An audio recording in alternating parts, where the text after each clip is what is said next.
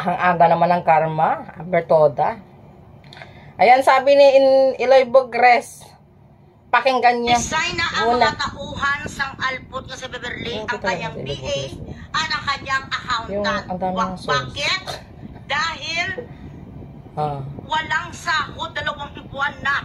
Grabe talaga yung source na talaga walang ba? Pera, Legit talaga ba? Lalabas at lalabas na yung baho mo.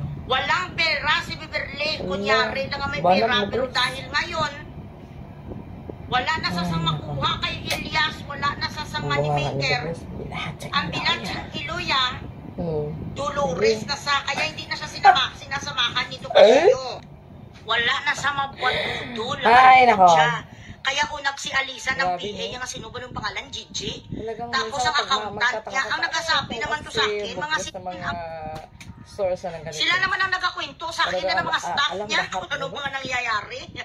Mo talaga napaka-confident niya magsabi ba ng baho mo. Ay, katiulo ko Oh, ayan na, labad-labad. Paunti-unti na talaga yung kinakarma ka talaga, no?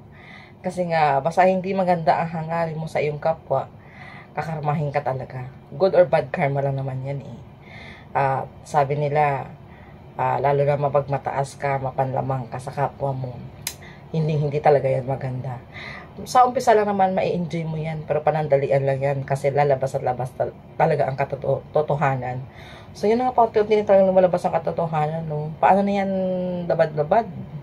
Kasi ikaw na naging, ikaw na yung naging kontrabida. Yung una-una bida ka, ngayon ikaw na kontrabida. Yung nga sinasabi na, bilog talaga ang mundo, no? Paikot-ikot lang talaga. Pero may mga tao talaga kasi hindi marunong tumanggap ng pagkakamali nila. No?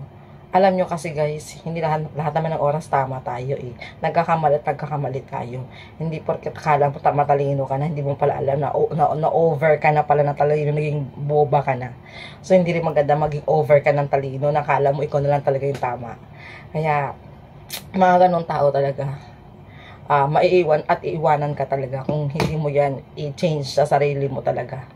Sa totoo lang, kailangan matuto tayong mag-realize din, ay nagkamali din pala tayo, no?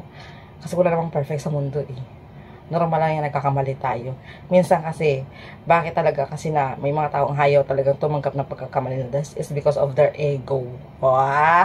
Mataas kasi mga ego nila kasi yun nga, mapagmataas sila, feeling nila silang nakakaangat sa'yo, na pag alam nyo nakakaangat sa'yo, yung talagang pabilugin na talaga yung ulo mo na kala mong boba ka na ba, nabubita ka na talaga, which is wrong.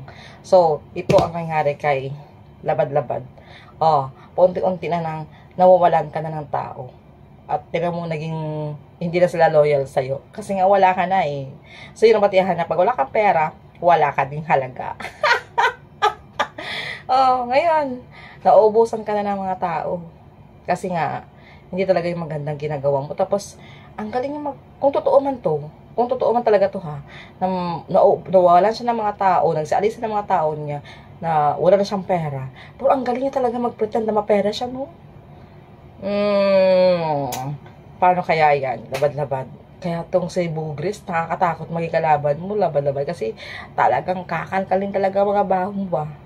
Yung hindi lumalabas ng mga baho mo, lalabas at lalabas talaga yan. Well, that's good. And keep it up lang, labad-labad kung masaya kasi yung ginagawa. Bye!